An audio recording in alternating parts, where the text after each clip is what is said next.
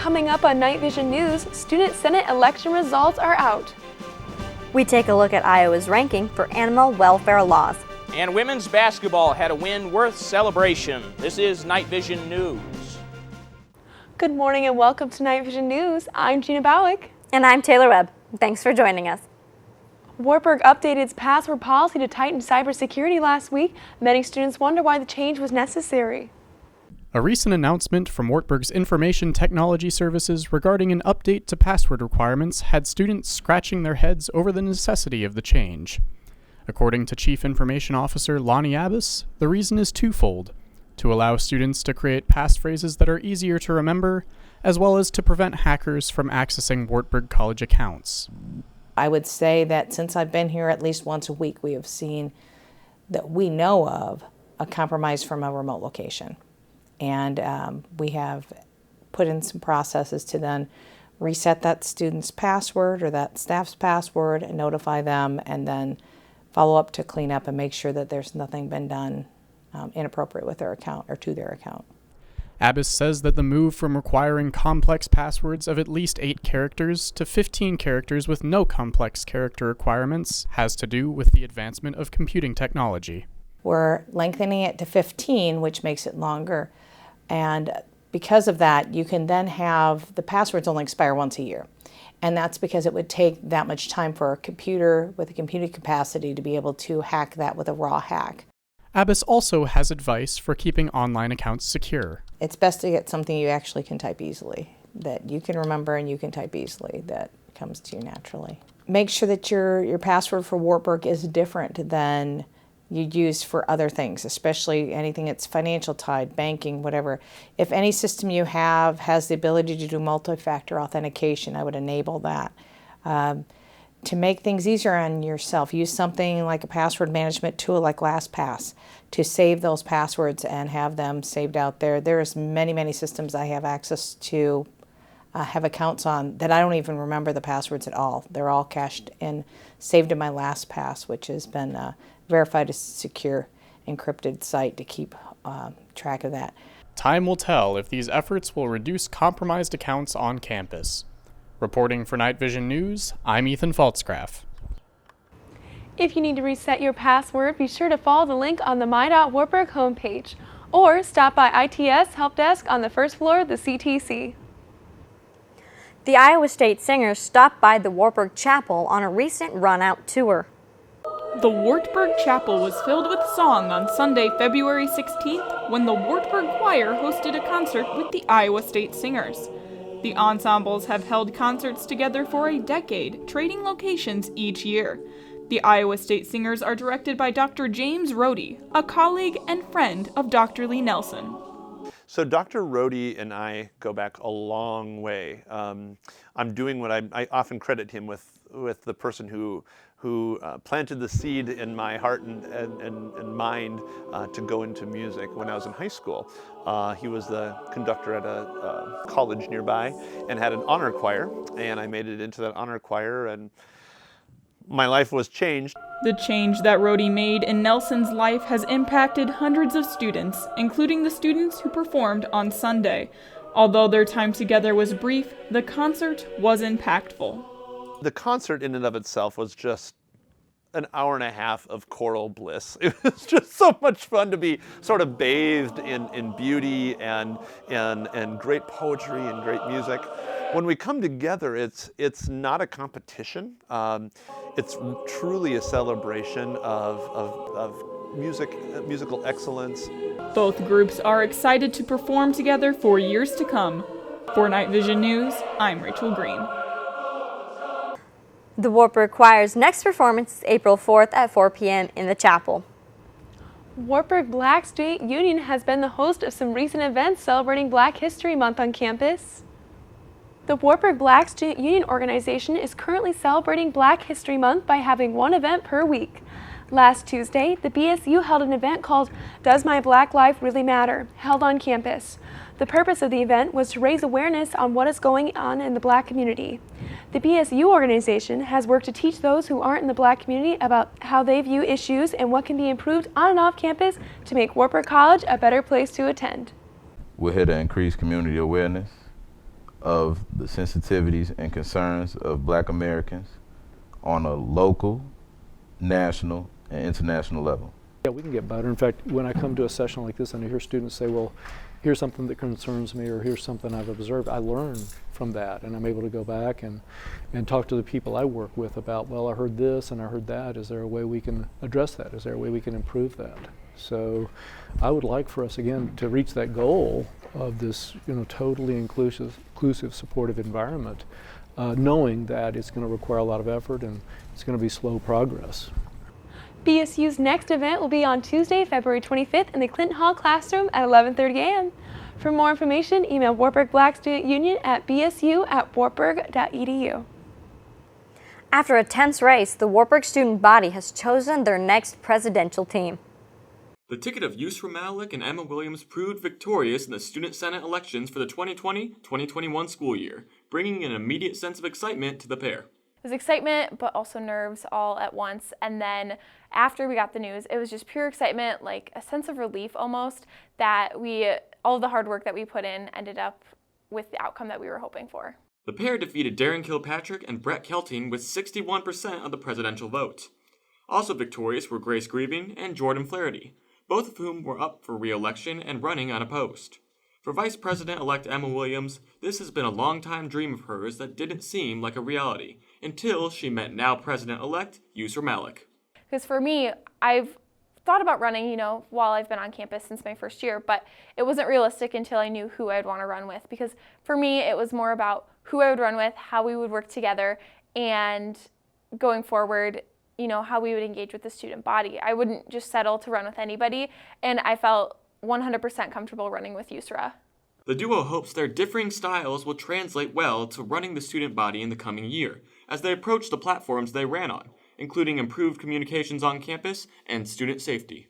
And from there, Yusra also, just her thought process and the way she thinks about things, it's different than the way I approach things, and I think that balance was really beneficial. And throughout the campaign too, we both were so open and willing to reaching out to people and starting these conversations, and I think that essentially is really what resulted in our success with our reach of campus. Malik and Williams will have some time to plan before they officially take their positions in August. For Night Vision News, I'm Nathan Stephanie. Of the Wartburg student population, approximately 1,500 students, 577 came out to vote for their peers. After the break, we take a look at Iowa's animal welfare ranking.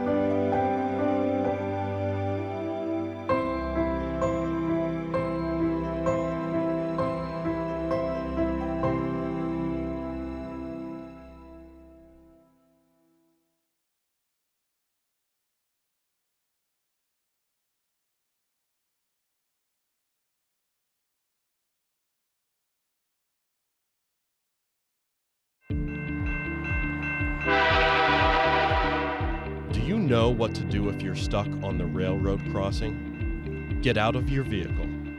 If a train is not approaching, find the blue and white emergency notification system sign on the traffic signs at the crossing. For help, call the number on the sign and give them the crossing number so they know your location and can alert train traffic. Remember, find the blue and white to save your life.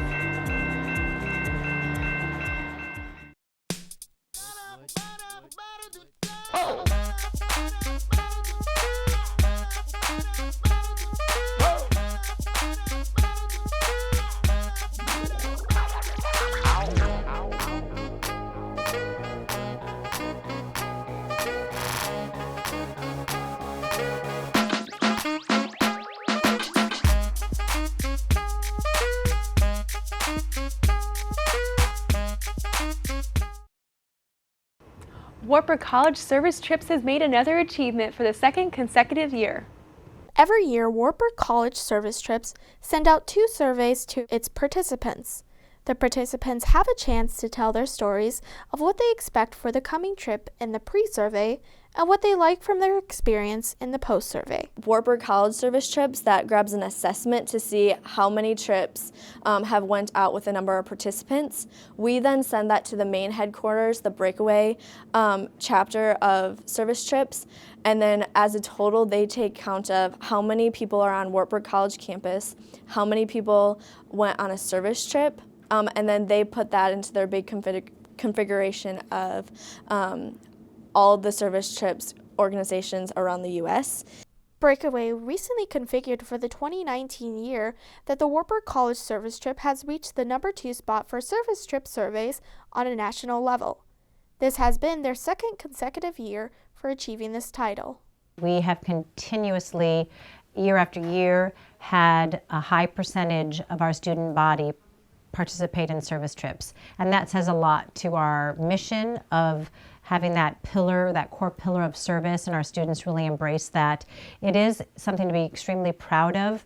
We are a small institution, but we have a high percentage of students who participate in service trips. Service trips are taken during students' fall, winter, and tour week breaks. The trips involve visiting various states to help communities and take part in projects.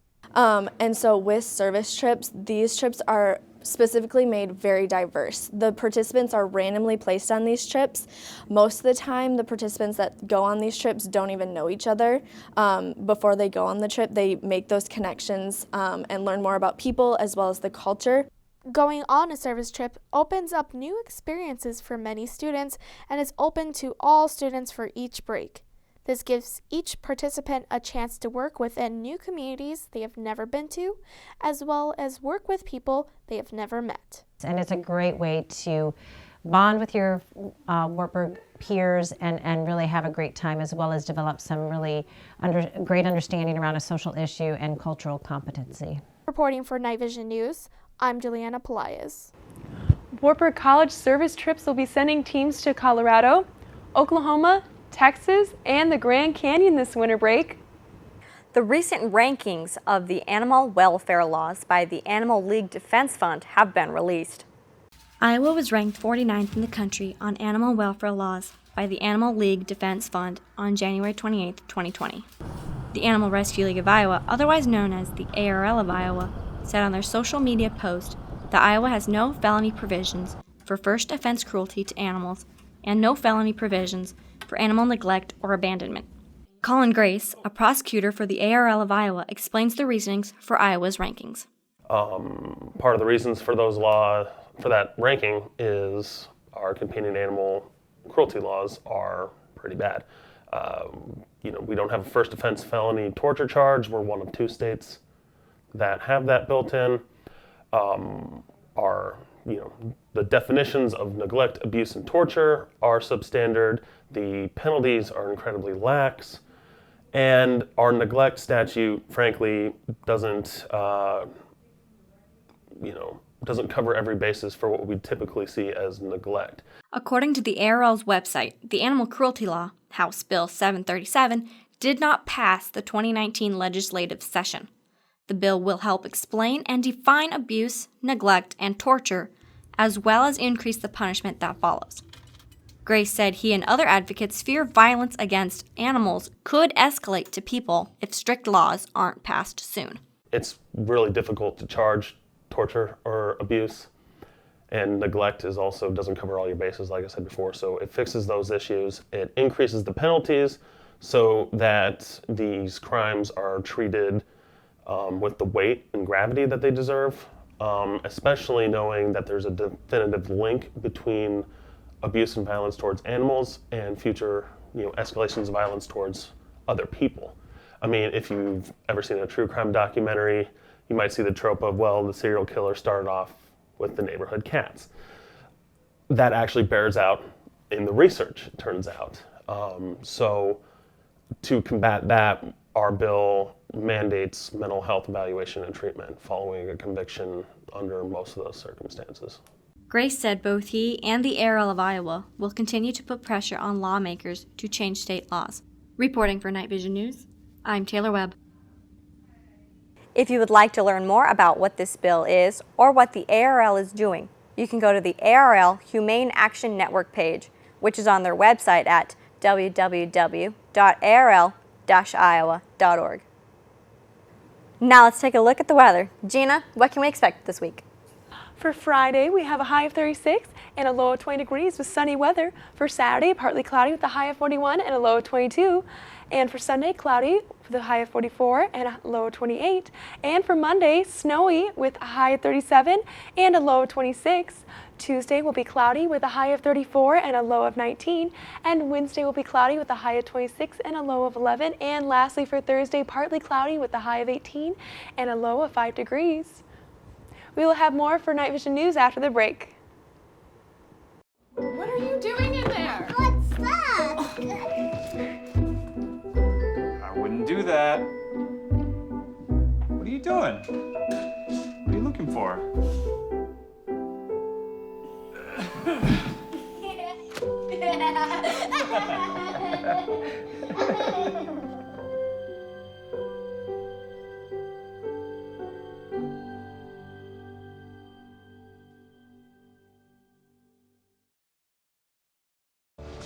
This year, patriotism shouldn't just be about pride of country. It should be about love.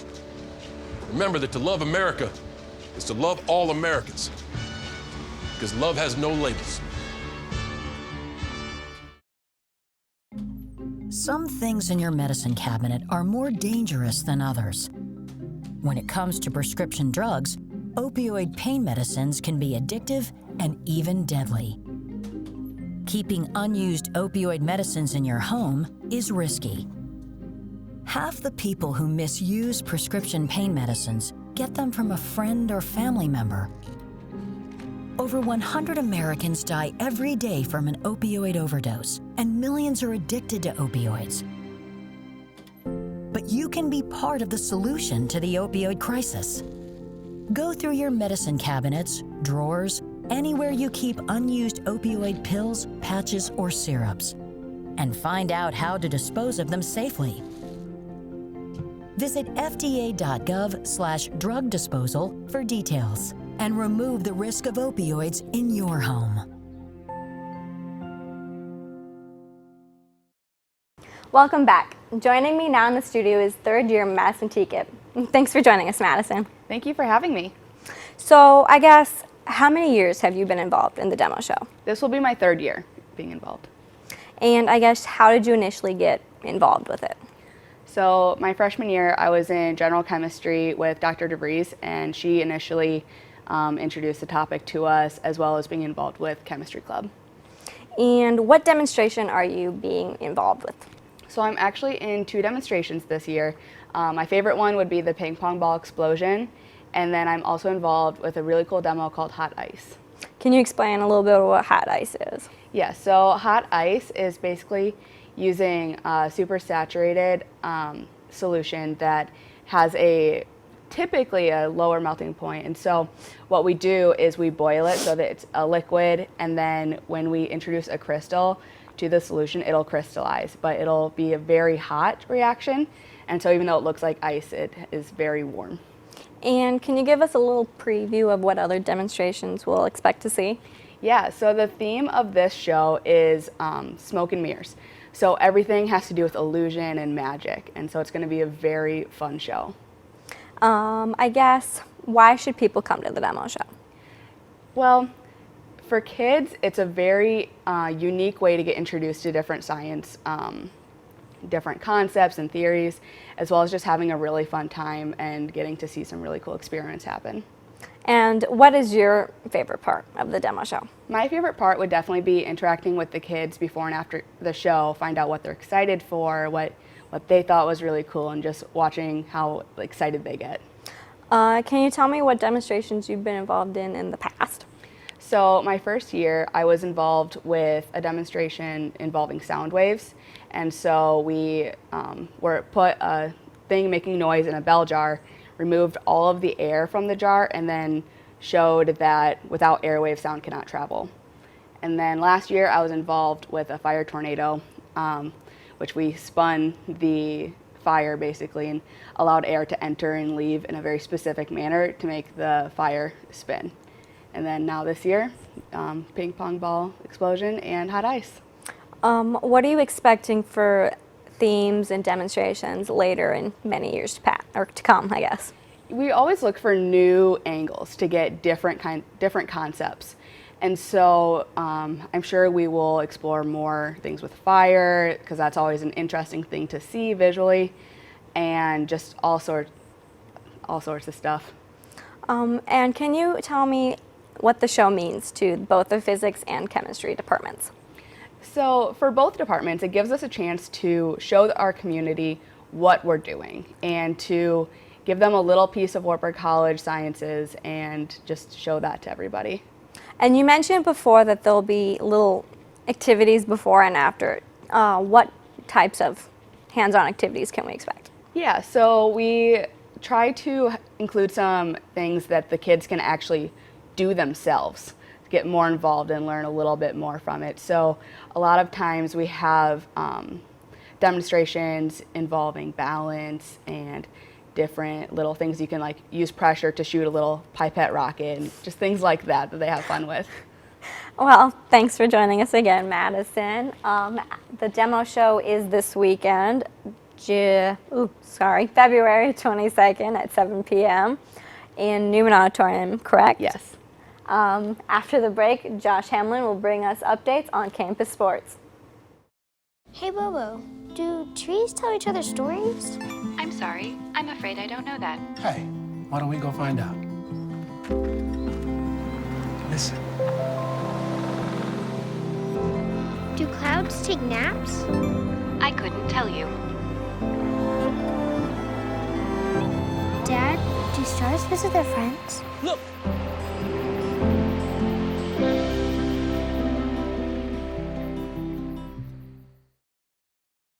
See on page 4 that the projections need to be tornado next Thursday. Seriously? Thursday? Can't do that.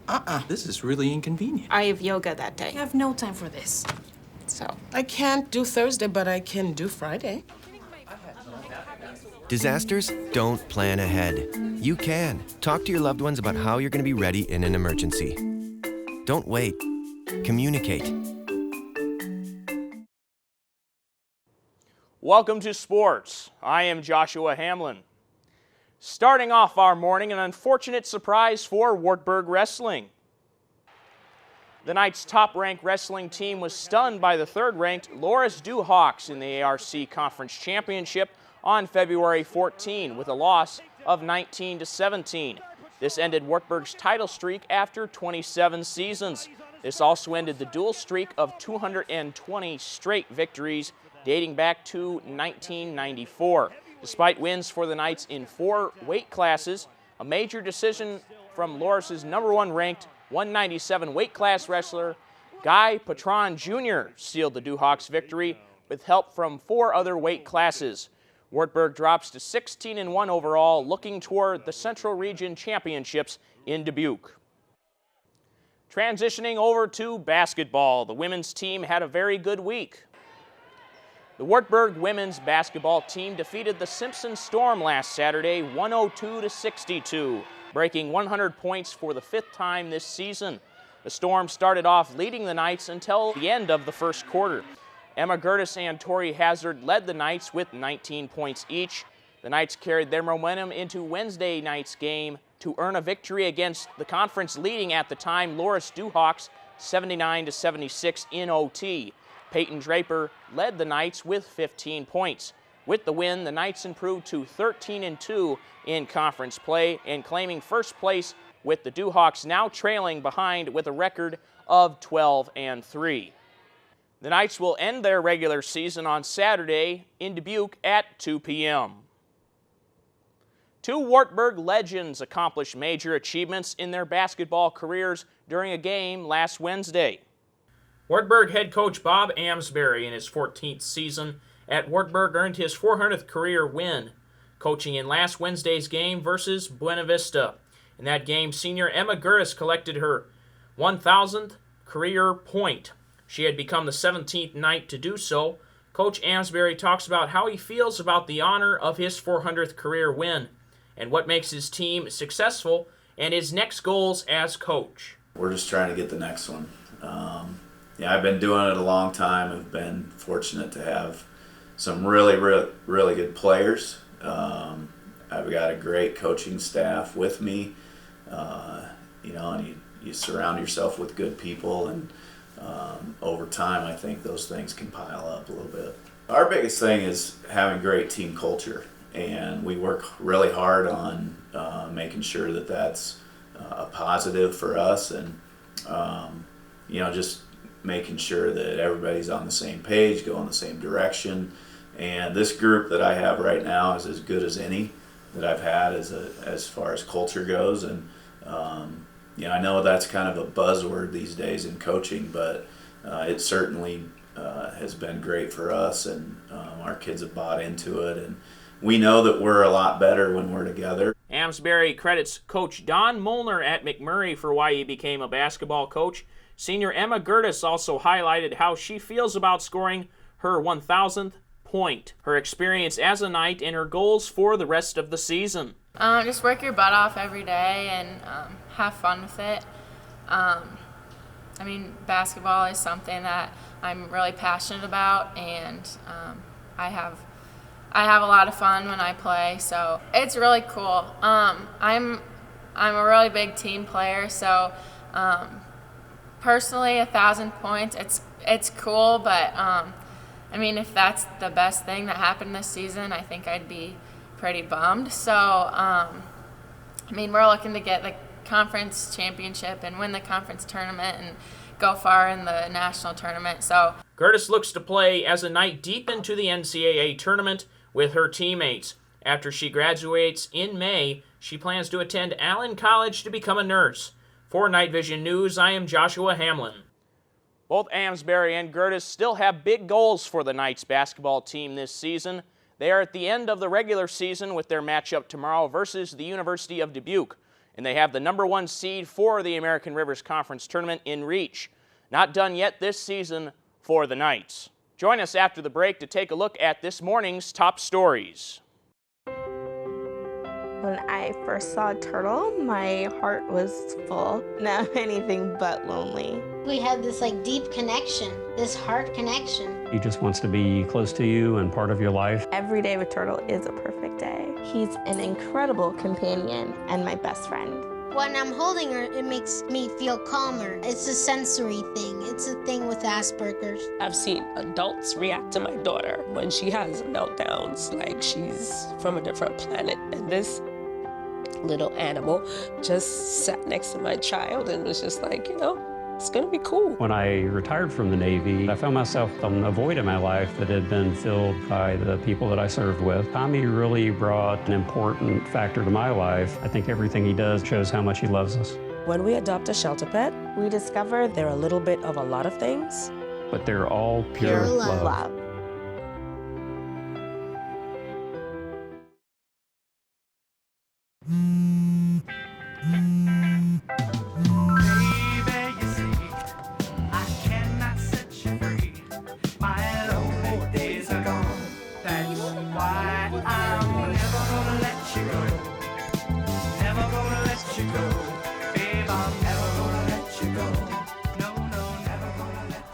Here you go.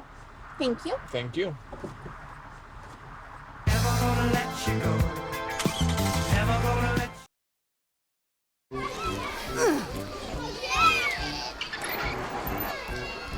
If you love them enough to crawl into a play place to get them to come down, then surely you'll check nhtsa.gov/the-right-seat to make sure they're in the right car seat.